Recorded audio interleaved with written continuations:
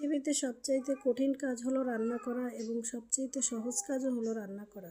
যে পারে তার জন্য কঠিন কিছুই না, আর যে না পারে তার জন্য অনেক কঠিন। তেমনি এই কন্টেন্টও হলো এরকম। ফেসবুকে ভিডিও দেওয়ার, কন্টেন্ট তৈরি করা, এগুলি যে নতুন আছে তাদের জন্য অনেক কঠিন মনে হয়।